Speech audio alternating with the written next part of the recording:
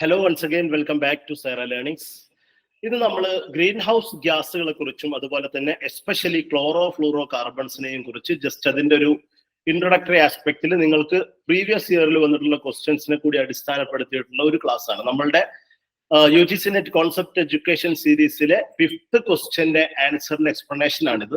അപ്പൊ green house gas എന്ന് പറയുന്നത് പൊതുവെ നമുക്ക് നമ്മുടെ പീപ്പിൾ ഡെവലപ്മെന്റ് ആൻഡ് എൻവയോൺമെന്റ് എന്ന് പറയുന്ന ഭാഗത്ത് നിന്ന് പലപ്പോഴും ചോദിച്ചു കണ്ടിട്ടുള്ളതാണ്. പ്രത്യേകിച്ചും ക്ലോറോ ഫ്ലൂറോ കാർബണുമായി ബന്ധപ്പെട്ട ഒരുപാട് ക്വസ്റ്റ്യൻസ് നമുക്ക് വരാറുണ്ട്.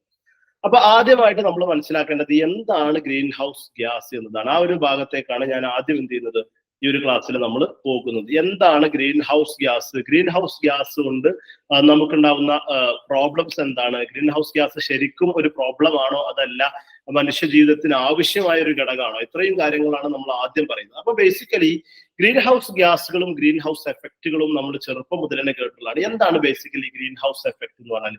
ഗ്രീൻ ഹൗസ് എഫക്ട് എന്ന് പറഞ്ഞാൽ ഗ്രീൻ ഹൗസ് ഗ്യാസുകൾ ഒരു ബ്ലാങ്കറ്റിന്റെ പോലെ എർത്തിന് പ്രൊട്ടക്ഷൻ കൊടുത്ത് നിൽക്കുന്ന ഒരു പ്രൊസീജിയർ ഉണ്ട്, അല്ലെങ്കിൽ അത്തരത്തിലുള്ള ഒരു നേച്ചർ ഗ്രീൻ ഹൗസ് ഗ്യാസുകൾക്കുണ്ട്. ഇതിനെയാണ് ബേസിക്കലി നമ്മൾ ഗ്രീൻ ഹൗസ് എഫക്റ്റ് എന്ന് പറയാം. അപ്പൊ ഇതുകൊണ്ടുള്ള ഗുണം എന്താന്ന് ചോദിച്ചാൽ, ഗ്രീൻ ഹൗസ് എഫക്റ്റ് കാരണത്താൽ ഭൂമിക്ക് ജീവിതം സാധ്യമായ രൂപത്തിലുള്ള ടെമ്പറേച്ചർ പ്രൊവൈഡ് ചെയ്യാൻ ഗ്രീൻ ഹൗസ് ഗ്യാസുകൾക്ക് സാധിക്കുന്നു. അല്ലെങ്കിൽ ഗ്രീൻ ഹൗസ് ഗ്യാസുകളാണ് മനുഷ്യ ജീവിതം അല്ലെങ്കിൽ ജീവികളുടെ ജീവിതം സാധ്യമാകുന്ന രൂപത്തിലുള്ള ഒരു ടെമ്പറേച്ചർ ഭൂമിയിൽ നൽകുന്നത്. ബേസിക്കലി ഗ്രീൻ ഹൗസ് എഫക്റ്റ് അല്ലെങ്കിൽ ഗ്രീൻ ഹൗസ് ഗ്യാസുകളുടെ ഒന്നും സാന്നിധ്യം ഇല്ലായിരുന്നുവെങ്കിൽ വളരെ -14 അല്ലെങ്കിൽ നമ്മൾ -18 ആയിരിക്കും നമ്മുടെ ഭൂമിയുടെ അന്തരീക്ഷത്തിന്റെ താപനില അല്ലെങ്കിൽ ടെമ്പറേച്ചർ എന്ന് പറയുന്നത്. അപ്പൊ ഇപ്പൊ ശരിക്കും ആവറേജ് ടെമ്പറേച്ചർ ഒരു 15 ഡിഗ്രി സെൽഷ്യസ് ആവറേജ് ടെമ്പറേച്ചർ മനുഷ്യർക്ക് ജീവിക്കാൻ എന്തുണ്ട് ഇവിടെ വേണം. ആ ഒരു ടെമ്പറേച്ചർ ശരിക്കും പ്രൊവൈഡ് ചെയ്യുന്നത് ഗ്രീൻ ഹൗസ് എഫക്റ്റ് തന്നെയാണ്. അപ്പൊ ഗ്രീൻ ഹൗസ് എഫക്റ്റ് എന്ന് പറഞ്ഞാൽ greenhouse gases act like a blanket for earth and this blanket can be found in the troposphere layer of atmosphere. അറ്റ്മോസ്ഫിയറിന്റെ ട്രോപ്പോസ്ഫിയർ ലെയറിലാണ് ബേസിക്കലി എന്ത് ചെയ്യുന്നത്, ഒരു ബ്ലാങ്കറ്റ് ആയിട്ട് ഗ്രീൻ ഹൗസ് ഗ്യാസുകൾ നിൽക്കുന്നത്. അപ്പൊ ഈ ഗ്രീൻ ഹൗസ് ഗ്യാസുകൾ ഇങ്ങനെ ബ്ലാങ്കറ്റ് ആയി നിൽക്കുമ്പോൾ എന്താ സംഭവിക്കുന്നത്? They trap sun's radiation and keeps the earth warm. ഭൂമിക്ക് ഒരു ചൂട് ആവശ്യമാണ്. ജന്തുജാലങ്ങൾക്ക് ഇവിടെ ജീവിക്കാൻ ചൂട് ആവശ്യമാണ്. സസ്യലതാദികൾക്ക് വളരാൻ ചൂട് ആവശ്യമാണ്.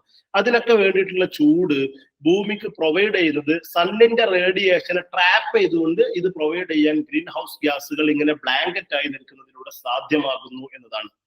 അപ്പൊ നമ്മൾ ഈ ഗ്രീൻ ഹൗസ് ഗ്യാസ് എന്ന് പറയുന്നത് ബേസിക്കലി അപ്പോ ലോകത്ത് ആവശ്യമുള്ള സംഭവമാണെന്ന് വെച്ചാൽ ഇന്റഗ്രൽ ആണ്. മീൻസ് ഇമ്പോർട്ടന്റ് എന്ന് പറഞ്ഞാൽ അത്യന്താപേക്ഷിതമായ ഒരു കാര്യമാണ്. അതില്ലാതെ മനുഷ്യ ജീവിതം സാധ്യമല്ല. കാരണം ചൂടില്ലാത്തൊരു സാഹചര്യത്തിലേക്ക് പോകും. അതുകൊണ്ട് തന്നെ ഗ്രീൻ ഹൗസ് ഗ്യാസുകൾ ഉണ്ടാവുക, ഗ്രീൻ ഹൗസ് എഫക്റ്റ് ഉണ്ടാവുക എന്നത് അത്യാവശ്യമാണ്. ഇവിടെ എങ്ങനെയാണ് സംഭവിക്കുന്നത്? ഗ്രീൻ ഹൗസ് ഗ്യാസുകൾ എങ്ങനെയാണ് ഒരു ബ്ലാങ്കറ്റ് ആയി നിന്നിട്ട് സൂര്യന്റെ റേഡിയേഷൻ എങ്ങനെയാണ് ട്രാപ്പ് ചെയ്യുന്നതെന്ന് ചോദിച്ചാൽ, നമുക്കറിയാം പകൽ സമയത്ത് സൂര്യനിൽ നിന്ന് വരുന്ന ചൂട് അല്ലെങ്കിൽ സൂര്യന്റെ റേസ് ഏത് രൂപത്തിലാണ് വരുന്നത്? ലൈറ്റ് എനർജിയുടെ രൂപത്തിലാണ് വരുന്നത്. ലൈറ്റ് എനർജിയുടെ രൂപത്തിൽ ഷോർട്ട് വേവ് ലെങ്ത് റേഡിയേഷനുകളായിട്ട് അല്ലെങ്കിൽ ഷോർട്ട് വേവ് ലെങ്ത്തുകളായിട്ടാണ് വരുന്നത്. അപ്പോ ഗ്രീൻ ഹൗസ് ഗ്യാസുകൾക്ക് എന്തിനെ തടഞ്ഞു വെക്കാൻ കഴിയില്ല? ഷോർട്ട് വേവ് ലെങ്ത്തിൽ വരുന്ന സമയത്ത് റേഡിയേഷൻ അല്ലെങ്കിൽ സൂര്യന്റെ രശ്മികൾ തടഞ്ഞു നിർത്താൻ ഗ്രീൻ ഹൗസ് ഗ്യാസുകൾക്ക് കഴിയില്ല. എന്നാൽ അത് എത്തിയിട്ട് അത് ഭൂമിയിൽ തട്ടിയിട്ട് രാത്രിയാകുമ്പോൾ ഭൂമിയിൽ നിന്നത് തിരിച്ച് പോകുന്ന സമയത്ത് ലോങ് വേവ് ലെങ്ത്തുകളായിട്ടാണ് പോവുക. ആ സമയത്ത് ഗ്രീൻ ഹൗസ് ഗ്യാസുകൾ ആ ചൂടിന് എന്ത് ചെയ്യുന്നു? കൃത്യമായിട്ട് തടഞ്ഞു നിർത്തുന്നതാണ്. അപ്പൊ നമുക്ക് അതിന്റെ ഒരു സിമ്പിൾ ആയിട്ടുള്ള നമുക്കൊരു ഉദാഹരണം പറയാം. നമ്മളൊരു കാറൊക്കെ വെയിലത്ത് നിർത്തിയിട്ടാൽ പിന്നീട് നമ്മൾ ആ കാറിൽ വന്ന് കയറുമ്പോൾ നല്ല ചൂടുണ്ടാവും. അവിടെ എങ്ങനെയാണ് സംഭവിക്കുന്നത്? കാറിനുള്ളിലേക്ക് ഷോർട്ട് വേവ് ലെങ്ത്തുകളായിട്ടാണ് ആര് കടക്കുന്നത്? സൂര്യന്റെ ആ ഒരു ചൂട് കടക്കുന്നത്. പിന്നീട് അവിടെ എത്തിക്കഴിഞ്ഞാൽ അത് തിരിച്ചിട്ട് ലോങ് വേവ് റേഡിയേഷൻ ആയിട്ടാണ് പോവുക.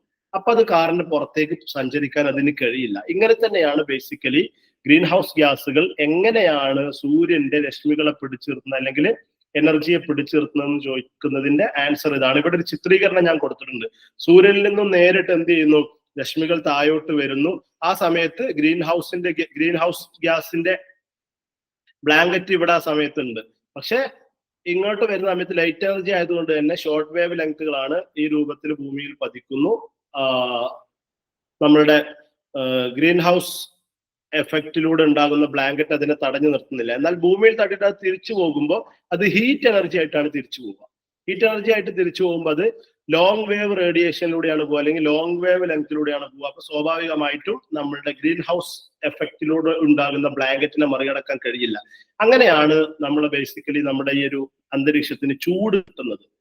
ഇവിടെ ഗ്രീൻ ഹൗസ് ഗ്യാസുകൾ, പലതരം ഗ്രീൻ ഹൗസ് ഗ്യാസുകൾ ഉണ്ട്. അതിലൊരു പ്രധാനപ്പെട്ട ഗ്രീൻ ഹൗസ് ഗ്യാസ് ആണ് കാർബൺ ഡൈ ഓക്സൈഡ് എന്ന് പറയുന്നത്, അല്ലെ. ഏറ്റവും കൂടുതൽ എമിറ്റ് ചെയ്യപ്പെടുന്ന, മനുഷ്യൻ ഏറ്റവും കൂടുതൽ പുറന്തള്ളുന്ന ഗ്രീൻ ഹൗസ് ഗ്യാസ് ആണ് ഏതെന്ന് പറയുന്നത്? കാർബൺ ഡൈ ഓക്സൈഡ് എന്ന് പറയുന്നത്. മൊത്തത്തിലുള്ള ഗ്രീൻ ഹൗസ് ഗ്യാസ് എമിഷന്റെ 3/4 ഭാഗവും ഏതിലൂടെ തന്നെയാണ്? കാർബൺ ഡൈ ഓക്സൈഡിലൂടെ തന്നെയാണ്. പിന്നീട് ഉള്ള ഗ്രീൻ ഹൗസ് ഗ്യാസുകളാണ് മീഥേൻ ഒരു ഗ്രീൻ ഹൗസ് ഗ്യാസ് ആണ്, nitrous oxide green house gas ആണ്. ഇങ്ങനെ ഒരുപാട് ഗ്രീൻ ഹൗസ് ഗ്യാസുകൾ ഉണ്ട്. അപ്പോ ഈ ഗ്രീൻ ഹൗസ് ഗ്യാസുകളൊക്കെ കുറിച്ച് പഠിച്ചു വെക്കുക എന്നുള്ളത് നിർബന്ധമായിട്ടുള്ള കാര്യമാണ്. പലപ്പോഴും ക്വസ്റ്റ്യൻസ് വരാറുണ്ട്, ഗ്രീൻ ഹൗസ് ഗ്യാസുകളുമായി ബന്ധപ്പെട്ട ക്വസ്റ്റ്യൻസ് പലപ്പോഴും വരാറുണ്ട്. ഓരോ ഗ്രീൻ ഹൗസ് ഗ്യാസുകളുടെയും സോഴ്സ് എന്താണ്, എവിടെ നിന്നാണ് ആ ഗ്രീൻ ഹൗസ് ഗ്യാസുകൾ വരുന്നത് എന്ന സോഴ്സും കൂടി പഠിച്ചു വെക്കൽ നിർബന്ധമാണ്. നമ്മുടെ ചർച്ചാ വിഷയമായ CFCs അഥവാ ക്ലോറോ ഫ്ലൂറോ കാർബൺസും ബേസിക്കലി ഒരു ഗ്രീൻ ഹൗസ് ഗ്യാസ് ആയിട്ടാണ് വർക്ക് ചെയ്യുന്നത്. ഇനി ഗ്രീൻ ഹൗസ് ഗ്യാസ് ആയിട്ടുള്ള ക്ലോറോ ഫ്ലൂറോ കാർബൺസ് എന്താണ് ക്ലൈമറ്റിൽ, അതിന്റെ എന്ത് റോളാണ് ക്ലൈമറ്റിൽ അത് ഉണ്ടാകുന്നത്? അപ്പൊ ഇവിടെ ഒരു കാര്യം കൂടി ഞാൻ പറയാൻ വിട്ടുപോയി.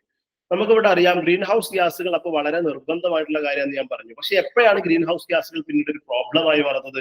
ഗ്രീൻ ഹൗസ് ഗ്യാസുകൾ ഒരു പ്രോബ്ലമായി മാറുന്നത് ഗ്രീൻ ഹൗസ് ഗ്യാസുകൾ ക്രമാതീതമായിട്ട് കൂടുകയും ഇങ്ങനെ ഗ്രീൻ ഹൗസ് എഫക്റ്റിലൂടെ വലിയ രൂപത്തിൽ ബ്ലാങ്കറ്റ് വരികയും ചെയ്യുമ്പോൾ ചൂടിനെ ക്രമാതീതമായിട്ട് ഈ ഗ്രീൻ ഹൗസ് ഗ്യാസുകളുടെ ബ്ലാങ്കറ്റിന്റെ അളവ് കൂടുമ്പോൾ സ്വാഭാവികമായിട്ടും ചൂടിന് തീരെ പുറത്തേക്ക് പോകാൻ കഴിയാതെ വരും. ആ സമയത്ത് അന്തരീക്ഷത്തിൽ ചൂടിങ്ങനെ കൂടി വരും. ഗ്രീൻ ഹൗസ് ഗ്യാസുകൾ വീണ്ടും നമ്മളിങ്ങനെ പുറന്തള്ളാണെങ്കിലോ ആ ചൂടിന് ഒരിക്കലും ഒരു കുറവുണ്ടാവില്ല. അത് തന്നെയാണ് ബേസിക്കലി നമ്മൾ നേരിടുന്ന ഗ്രീൻ ഹൗസ് ഗ്യാസുകൾ കൂടിയാൽ നേരിടുന്ന പ്രോബ്ലം. അതുകൊണ്ട് തന്നെ ഗ്രീൻ ഹൗസ് ഗ്യാസുകളും ഗ്രീൻ ഹൗസ് എഫക്റ്റും ഇമ്പോർട്ടന്റ് ആണ്. മനുഷ്യ ജീവിതത്തിനും ജീവികളുടെ ജീവിതത്തിനും ഒക്കെ അത്യന്താപേക്ഷിതമാണ്. പക്ഷെ ഒരളവിലായിരിക്കണം, ഒരു നിയന്ത്രിതമായിരിക്കണം എന്നതാണ്. ക്രമാതീതമായിട്ട് ഗ്രീൻ ഹൗസ് ഗ്യാസുകൾ പുറന്തള്ളപ്പെട്ടാൽ ഗ്രീൻ ഹൗസ് എഫക്റ്റിലൂടെയുള്ള ബ്ലാങ്കറ്റും കൂടും. സ്വാഭാവികമായിട്ടും സൂര്യന്റെ ലൈറ്റ് എനർജി ആയിട്ട് വന്നിട്ട് ഹീറ്റ് എനർജി ആയിട്ട് പോകുന്ന ഒന്നിനെയും പുറന്തള്ളാതിരിക്കും. അങ്ങനെ ക്രമാതീതമായിട്ട് അന്തരീക്ഷത്തിലെ ചൂട് അതിശക്തമായി കൂടുകയും നമ്മളുടെ ഐസ് ക്യാപ്പുകളൊക്കെ അല്ലെങ്കിൽ അങ്ങനത്തെ ഒരുപാട് പ്രോബ്ലംസ്, ക്ലൈമാറ്റ് പ്രോബ്ലംസ് നമുക്ക് സംഭവിക്കുകയും ചെയ്യും. അപ്പോ ക്ലോറോ ഫ്ലൂറോ കാർബൺസ് ക്ലൈമറ്റ് ചേഞ്ചിൽ ഉണ്ടാക്കുന്ന പ്രധാനപ്പെട്ട അതിന്റെ റോൾ എന്താണെന്ന് ചോദിച്ചാൽ, ഒന്ന് ഓസോൺ ഡിപ്ലീഷൻ ആണ്. ക്ലോറോ ഫ്ലൂറോ കാർബൺ ആണ് നമ്മൾ ഇന്ന് പ്രധാനമായിട്ടും ഡിസ്കസ് ചെയ്യുന്ന ഒരു കാര്യം, അല്ലെ. ഓസോൺ ഡിപ്ലീഷൻ തന്നെയാണ് ഏറ്റവും പ്രധാനപ്പെട്ട കാര്യം. ഓസോൺ ലെയറിൽ ഡിപ്ലീഷൻ സംഭവിപ്പിക്കുന്നതിന് ഏറ്റവും റെസ്പോൺസിബിൾ ആയിട്ടുള്ള ഒരു സംഭവമാണ് ക്ലോറോ ഫ്ലൂറോ കാർബൺസ് എന്ന് പറയുന്നത്. ക്ലോറോ ഫ്ലൂറോ കാർബൺസ് ഓസോൺ ലെയറിനെ ഡിപ്ലീഷൻ നടത്തുന്നു, അല്ലെങ്കിൽ ഓസോണിന്റെ ലെയറിനെ തിന്നാക്കുന്നതിലൂടെ നമ്മൾ അൾട്രാവയലറ്റ് റേഡിയേഷനിൽ നിന്ന് നമ്മൾ പ്രൊട്ടക്ട് ചെയ്യുന്ന പ്രധാനപ്പെട്ട ഒരു എന്തിനെയാണ്, ലെയറിനെയാണ് തകർക്കുന്നത്. അതുകൊണ്ട് തന്നെ ക്ലോറോ ഫ്ലൂറോ കാർബൺ ഉണ്ടാക്കുന്ന ഹാംഫുൾ ഇമ്പാക്ട് എന്ന് പറഞ്ഞാൽ ചെറുതല്ല. അതിലൂടെ global warming, CFCs are also powerful greenhouse gases contributing to the trapping of heat in the atmosphere and leading to global temperature rise. നമ്മൾ പറഞ്ഞല്ലോ ഗ്ലോബൽ വാർമിങ്ങിന് കാരണമാകും. കാരണം ഒരു ഗ്രീൻ ഹൗസ് ഗ്യാസ് ആയതുകൊണ്ട് തന്നെ ക്രമാതീതമായി ചൂടിനത് തടഞ്ഞു നിർത്തുകയും അങ്ങനെ ചൂട് ഭൂമിയുടെ അന്തരീക്ഷത്തിൽ കൂടുകയും ഗ്ലോബൽ ടെമ്പറേച്ചർ റൈസ് ആവുകയും അങ്ങനെ ഗ്ലോബൽ വാർമിങ്ങിലേക്ക് ഇത് പോവുകയും ചെയ്യുന്നുണ്ട്. പിന്നീട് വേറെയും ഒരുപാട് എൻവയോൺമെന്റൽ ഇമ്പാക്ട്സുകൾ ഉണ്ട്. ക്ലോറോ ഫ്ലൂറോ കാർബണിലൂടെ ഓസോണിനെ ഡിപ്ലീറ്റ് ചെയ്യുന്നതിലൂടെയുള്ള പ്രശ്നങ്ങൾ, കാര്യങ്ങളൊക്കെ നമ്മൾ പറഞ്ഞു, അല്ലെ. ഇനി ക്ലോറോ ഫ്ലൂറോ കാർബൺ, നമ്മുടെ ക്വസ്റ്റ്യനിൽ ബേസിക്കലി ഉണ്ടായിരുന്നത് ക്ലോറോ ഫ്ലൂറോ കാർബണിന്റെ സ്വഭാവങ്ങളിൽ പെട്ടത് ഏത് എന്നതായിരുന്നു. 3 സ്വഭാവമാണ് അവിടെ ക്ലോറോ ഫ്ലൂറോ കാർബണിന്റെ റൈറ്റ് സ്വഭാവങ്ങളായിട്ട് കൊടുത്തിട്ടുള്ളത്. ഒന്ന്, ബോയിലിംഗ് പോയിന്റ് എന്ന് പറഞ്ഞാൽ വളരെ കുറവാണ്.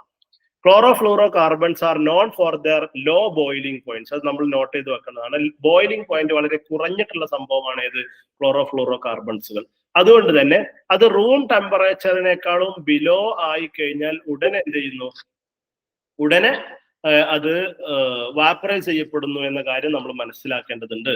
CFCs will easily vaporize at temperature just below room temperature. So CFCs are convenient for various industrial application. അതുകൊണ്ട് തന്നെ CFCകളെ വേരിയസ് ഇൻഡസ്ട്രിയൽ ആപ്ലിക്കേഷൻ, വ്യാവസായികമായ ഉപയോഗങ്ങൾക്ക് നന്നായിട്ട് പറ്റും. കാരണം അത് ബോയിലിംഗ് പോയിന്റ് വളരെ കുറവായതുകൊണ്ട്. പിന്നെ സ്റ്റെബിലിറ്റിയുമായി ബന്ധപ്പെട്ട ഒരു ഓപ്ഷൻ അവിടെ ഉണ്ടായിരുന്നു. CFCs are highly stable compounds in a way they are resistant to chemical reactions and breakdown. Basically, ക്ലോറോഫ്ലൂറോകാർബണുകൾ അതിശക്തമായ സ്റ്റെബിലിറ്റി കാണിക്കുന്ന ഗ്യാസുകളാണ്. അതുകൊണ്ട് തന്നെ കെമിക്കൽ റിയാക്ഷനുകളിൽ അത്ര പെട്ടെന്ന് പങ്കെടുക്കാത്ത ഒന്നാണ്. അങ്ങനെ പങ്കെടുക്കാത്തത് കൊണ്ട് തന്നെ അന്തരീക്ഷത്തിൽ അത് എന്നെന്നും അതേ ക്ലോറോഫ്ലൂറോകാർബൺസ് ആയിട്ട് തന്നെ നിലനിൽക്കുന്നതിനാൽ അതും വലിയ അർത്ഥത്തിൽ അന്തരീക്ഷത്തിന് ഒരു പ്രയാസമാണ്. ഓസോണിന് അത് ഡിപ്ലീറ്റ് ചെയ്യുന്നുണ്ടല്ലോ, അതുപോലെ തന്നെ ഗ്ലോബൽ വാർമിങ്ങിന് അത് ഹെൽപ്പ് ചെയ്യുന്നുണ്ട്. അതുകൊണ്ട് തന്നെ അത് പ്രയാസകരവുമാണ്. പിന്നീട് ഓസോൺ ഡിപ്ലീഷനുമായി ബന്ധപ്പെട്ടായിരുന്നു മൂന്നാമത്തെ ഓപ്ഷൻ. നമ്മൾ ഓൾറെഡി പറഞ്ഞു, ഓസോൺ ഡിപ്ലീഷന് വളരെ കാരണമായിട്ടുള്ള ഒരു സംഭവമാണ് ക്ലോറോഫ്ലൂറോകാർബൺ എന്ന് നമ്മൾ പറഞ്ഞു. ഫോട്ടോ ഡിസസോസിയേഷൻ എന്ന് പറയുന്ന കെമിക്കൽ റിയാക്ഷനിൽ പങ്കെടുക്കും ക്ലോറോഫ്ലൂറോകാർബണുകൾ അറ്റ്മോസ്ഫിയറിൽ വെച്ചിട്ട്. അങ്ങനെ ക്ലോറിനെ അത് പുറന്തള്ളും. ക്ലോറിനെ പുറന്തള്ളുമ്പോൾ ആ ക്ലോറിൻ എന്ത് ചെയ്യുന്നു, ഓസോൺ മോളിക്യൂളുകളുമായിട്ട് കെമിക്കൽ റിയാക്ഷനിൽ പങ്കെടുക്കുകയും അതിനെ ഡിപ്ലീറ്റ് ചെയ്യുകയും ചെയ്യുന്നു. അതിലൂടെ സ്വാഭാവികമായിട്ടും ഓസോൺ ലെയറിന്റെ ശക്തി അത് ക്ഷയിപ്പിക്കും. ഇങ്ങനെയാണ് ക്ലോറോഫ്ലൂറോകാർബണുകൾ ഓസോൺ ഡിപ്ലീഷന് കാരണമാവുന്നത്. അപ്പൊ ഈ മൂന്ന് സംഭവങ്ങൾ, ബോയിലിംഗ് പോയിന്റ് ക്ലോറോഫ്ലൂറോകാർബണുകൾക്ക് കുറവാണ്, നന്നായിട്ട് സ്റ്റെബിലിറ്റി ഉള്ളവയാണ്, ഓസോൺ ഡിപ്ലീഷന് കാരണമാകുന്നതുമാണ്. ഇത് മൂന്നും നമ്മൾ ഓർത്തു വെക്കേണ്ടതുണ്ട്. പിന്നെ നമുക്കറിയാം ഗ്രീൻ ഹൗസ് ഗ്യാസുകളുടെയും CFCകളുടെയും ഇമ്പാക്റ്റുകൾ നമ്മൾ പറഞ്ഞു. ടെമ്പറേച്ചർ കൂടും, എക്സ്ട്രീം വെതർ ഇവന്റ്സുകൾ വരാം, സീ ലെവൽ റൈസ് ചെയ്യും അല്ലെ. കാരണം ടെമ്പറേച്ചർ കൂടുമ്പോൾ സ്വാഭാവികമായിട്ടും ഗ്ലേഷ്യേഴ്സ്, മഞ്ഞുമലകളൊക്കെ ഉരുകും. അങ്ങനെ സീ ലെവൽ റൈസ് ചെയ്യും. ഈ സീ ലെവൽ റൈസ് ചെയ്യാന്ന് പറഞ്ഞാൽ പലപ്പോഴും ഒരുപാട് നാടുകൾ വെള്ളത്തിനടിയിൽ പോകാനുള്ള കാരണമാവുന്നുണ്ട്. കോസ്റ്റൽ കമ്മ്യൂണിറ്റിക്കും എക്കോസിസ്റ്റത്തിനൊക്കെ അത് ത്രെട്ട് തന്നെയാണ്. അതുപോലെ തന്നെ എക്സ്ട്രീം വെതർ കണ്ടീഷൻ എന്ന് പറഞ്ഞാൽ ക്ലൈമറ്റ് ചേഞ്ച് ഉണ്ടാകുന്നതിലൂടെ ഡിഫറെന്റ് ആയിട്ടുള്ള ഡിസാസ്റ്റേഴ്സിലേക്ക് പോകാം. ഹരിക്കെയിൻസ്, ഡ്രൗട്ട്സ്, ഫ്ലഡുകളൊക്കെ വരാം. പിന്നെ ടെമ്പറേച്ചർ കൂടുന്നത് നമ്മൾ ഓൾറെഡി പറഞ്ഞു. അപ്പോൾ ഇതിന്റെയൊക്കെ ഹാർംഫുൾ ഇമ്പാക്റ്റുകൾ നമുക്ക് എങ്ങനെ കുറക്കാം എന്നതും കൂടി നമ്മുടെ സിലബസിന്റെ ഭാഗമാണ്. ഈ ഒരു വീഡിയോയുടെ ഭാഗമായിട്ട് നിങ്ങൾ അതൊന്ന് ജസ്റ്റ് എന്ത് ചെയ്യണം, അതൊന്ന് റെഫർ ചെയ്തിട്ട് വരിക എന്നുള്ളത് ഇമ്പോർട്ടൻ്റ് ആണ്. ഈ ഒരു വീഡിയോ കണ്ടതിന് ശേഷം ഇതിന്റെ ഹാർംഫുൾ ഇമ്പാക്റ്റുകൾ എങ്ങനെ നമുക്ക് മിറ്റിഗേറ്റ് ചെയ്യാം എന്നൊരു ഭാഗം കൂടി നിങ്ങൾ നോക്കേണ്ടതുണ്ട്. പിന്നെ ഗ്രീൻ ഹൗസ് ഗ്യാസ് എമിഷന്റെ റിഡക്ഷന് വേണ്ടിയുള്ള കുറച്ച് സ്ട്രാറ്റജീസ് ആ മിറ്റിഗേഷനുമായി ബന്ധപ്പെട്ട് നമ്മൾ തന്നെ ഇവിടെ ജസ്റ്റ് ഡിസ്കസ് ചെയ്യാം. ഒന്ന്, മാക്സിമം റിന്യൂവബിൾ എനർജി യൂസ് ചെയ്യാം. പിന്നെ അതുപോലെ തന്നെ എനർജി എഫിഷ്യൻസി അതിലേക്ക് നമ്മൾ പോവാന്നുള്ളതാണ്. പിന്നെ ഡിഫോറസ്റ്റേഷന് പകരം നമ്മൾ എന്ത് ചെയ്യുക, കൂടുതൽ മരങ്ങളൊക്കെ വെച്ച് പിടിപ്പിച്ച് റിഫോറസ്റ്റേഷന് ഇമ്പോർട്ടൻസ് കൊടുക്കുക. പിന്നെ കാർബൺ പ്രൈസിങ്, അതായത് കാർബൺ കുറക്കുന്നത് അല്ലെങ്കിൽ കാർബൺ എമിഷൻ കുറക്കുന്നതിന് റിവാർഡ് കൊണ്ടുവരിക, അല്ലെങ്കിൽ കാർബൺ തന്നെ ഒരു കറൻസി ആണെന്ന്, അതൊക്കെ കാര്യങ്ങൾ നമ്മൾ ഓൾറെഡി പലയിടത്തും നമ്മൾ ഡിസ്കസ് ചെയ്തിട്ടുള്ളതാണ്. അറിയില്ലെങ്കിൽ നിങ്ങൾ അതൊന്ന് ജസ്റ്റ് ഏറ്റവും ചുരുങ്ങിയത് ഗൂഗിളിലെങ്കിലും ഈ ഒരു വീഡിയോയുടെ ഭാഗമായിട്ട് നിങ്ങൾ നോക്കുക. ഓക്കെ, ഇനി നമുക്ക് മോൺട്രിയൽ പ്രോട്ടോകോള്, CFCs റെഗുലേഷൻസ്. അതായത് നമുക്ക് മോൺട്രിയൽ പ്രോട്ടോകോൾ എന്ന് പറഞ്ഞൊരു പ്രോട്ടോകോൾ 1987 ഉണ്ടായിട്ടുണ്ട്. ഞാൻ തന്നെ ഇതിനു മുമ്പ് മോൺട്രിയൽ പ്രോട്ടോകോളിനെ കുറിച്ചുള്ള ക്ലാസ്സുകൾ എടുത്തിട്ടുള്ളതാണ്. അപ്പോൾ മോൺട്രിയൽ പ്രോട്ടോകോളിനെ കുറിച്ച് ഇനി അടുത്ത നമ്മുടെ വീഡിയോയും ഡിഫറെന്റ് ആയ പ്രോട്ടോകോളുകളെ കുറിച്ചാണ് നമ്മൾ ചെയ്യാൻ വേണ്ടി പോകുന്നത്. അതുകൊണ്ട് ഞാൻ അതിനെ കുറിച്ച് കൂടുതൽ പറയുന്നില്ല. 1987 ഉണ്ടായ പ്രോട്ടോകോളാണ് മോൺട്രിയൽ പ്രോട്ടോകോൾ. അതിന്റെ ലക്ഷ്യം എന്ന് പറയുന്നത് ഓസോണിനെ ഡിപ്ലീറ്റ് ചെയ്യുന്ന സബ്സ്റ്റൻസുകളെ ഫേസ് ഔട്ട് ചെയ്യുക, അല്ലെങ്കിൽ അതിനെ തടയിടുക എന്നതായിരുന്നു. അതിന്റെ ഭാഗമായിട്ട് ക്ലോറോഫ്ലൂറോകാർബൺസിനെ ഘട്ടം ഘട്ടമായിട്ട് അതിന്റെ ഉപയോഗം കുറച്ചു കൊണ്ടുവരുന്നതിനും കൂടി കാരണമായിട്ടുള്ള, അല്ലെങ്കിൽ അത്തരത്തിൽ ചർച്ചകൾ നടന്നിട്ടുള്ള ഒരു പ്രോട്ടോകോളാണ് മോൺട്രിയൽ പ്രോട്ടോകോൾ. അപ്പൊ ഇവിടെ കൺവെൻഷൻ പ്രോട്ടോകോൾ, അങ്ങനെ കുറെ സംഭവങ്ങളുണ്ട്. അതൊക്കെ എന്താണ് എന്ന് നെക്സ്റ്റ് വീഡിയോയിൽ നമ്മൾ ജസ്റ്റ് ഒന്ന് ഡിസ്കസ് ചെയ്യുന്നതായിരിക്കും. പിന്നെ അതുപോലെ തന്നെ ഇന്നിപ്പോ ക്ലോറോഫ്ലൂറോകാർബണുകൾക്ക് നമ്മൾ ഈ ഒരു മോൺട്രിയൽ പ്രോട്ടോകോളിന് ശേഷം ഒരുപാട് രാജ്യങ്ങളിൽ എന്ത് വന്നിട്ടുണ്ട്, അതിന്റെ പ്രൊഡക്ഷനുള്ള ബാന് കാര്യങ്ങളും അതുപോലെ തന്നെ കൃത്യമായിട്ട് മോണിറ്റർ ചെയ്തുകൊണ്ട് കൊണ്ടുപോകുന്ന സിസ്റ്റം ഒക്കെ വന്നിട്ടുണ്ട് എന്നുള്ളത് നമുക്ക് പോസിറ്റീവ് ആയിട്ടുള്ള കാര്യങ്ങളാണ്. ഇനി നമുക്ക് CFCയുടെ ആൾട്ടർനേറ്റീവ്സ് എന്ന് പറയുന്നത് റിന്യൂവബിൾ എനർജി യൂസ് ചെയ്യുക, എനർജി എഫിഷ്യൻസിയെ കുറിച്ചുള്ള കൃത്യമായിട്ടുള്ള ധാരണകൾ, ബോധ്യങ്ങൾ, അതിന്റെ ഉപയോഗങ്ങൾ ഉണ്ടാവുക. പിന്നെ ക്ലോറോഫ്ലൂറോകാർബൺസിനെ തടയിടുന്നതിന് വേണ്ടിയിട്ടാണ് ഹൈഡ്രോഫ്ലൂറോകാർബൺസ് ഉള്ളത്. എന്നാൽ ഇതും ഒരു പ്രോബ്ലം തന്നെയാണ് ബേസിക്കലി. മറ്റൊന്നാണ് നാച്ചുറൽ റെഫ്രിജറൻസ്. നമ്മൾ എപ്പോഴും മനസ്സിലാക്കേണ്ട ഒരു കാര്യം, ക്ലോറോഫ്ലൂറോകാർബണിന്റെ ഏറ്റവും വലിയ സോഴ്സ് എന്ന് പറയുന്നത് റെഫ്രിജറേറ്ററുകളും എയർ കണ്ടീഷൻസുകളുമാണ്. അതുകൊണ്ട് തന്നെ നാച്ചുറൽ ആയ റെഫ്രിജറൻസുകൾ യൂസ് ചെയ്യുക എന്നതും ക്ലോറോഫ്ലൂറോകാർബണിന്റെ അമിതമായ ഉപയോഗത്തിന് തടയിടാൻ നമ്മളെ സഹായിക്കുന്ന കാര്യങ്ങളാണ്. അപ്പൊ ഇത്രയുമാണ് ഇന്നത്തെ നമ്മുടെ ഈ വീഡിയോ നമുക്ക് ഡിസ്കസ് ചെയ്യാനുള്ളത്. നമ്മൾ പറഞ്ഞിട്ടുള്ളത് ഗ്രീൻ ഹൗസ് ഗ്യാസുകൾ, എന്താണ് ഗ്രീൻ ഹൗസ് എഫക്ട് നമ്മൾ പറഞ്ഞു, കുറച്ച് ഗ്രീൻ ഹൗസ് ഗ്യാസുകൾ നമ്മൾ പരിചയപ്പെട്ടു. ഇവിടെ നമുക്ക് വേറെയും കുറെ കോൺസെപ്റ്റുകൾ ഇതുമായി ബന്ധപ്പെട്ട് നമുക്ക് മനസ്സിലാക്കേണ്ടതായിട്ടുണ്ട് കേട്ടോ. ആ കോൺസെപ്റ്റുകളൊക്കെ നിങ്ങൾ ഇതിന്റെ ഭാഗമായിട്ട് റെഫർ ചെയ്യേണ്ടതാണ്. പിന്നെ എന്തൊക്കെയാണ് ക്ലൈമറ്റ് ചേഞ്ചിൽ CFCs വരുത്തുന്ന മാറ്റങ്ങൾ, CFCയുടെ പ്രധാനപ്പെട്ട നേച്ചറിന്റെ 3 പ്രത്യേകതകൾ, അതിന്റെ ബോയിലിംഗ് പോയിന്റ് കുറവാണ്, അതിന് നല്ല സ്റ്റേബിൾ ആണ്, ഓസോൺ ഡിപ്ലീഷന് കാരണമാകുന്നുണ്ട്. ഈ കാര്യങ്ങളൊക്കെ നമ്മൾ പറഞ്ഞു. എന്തായാലും എന്തെങ്കിലും ഡൗട്ട്സ് ഇതുമായി ബന്ധപ്പെട്ട് നിങ്ങൾക്ക് ഉണ്ടെങ്കിൽ തീർച്ചയായിട്ടും comment below this video and If you like our video, just subscribe Saira Learning's YouTube channel. Thank you.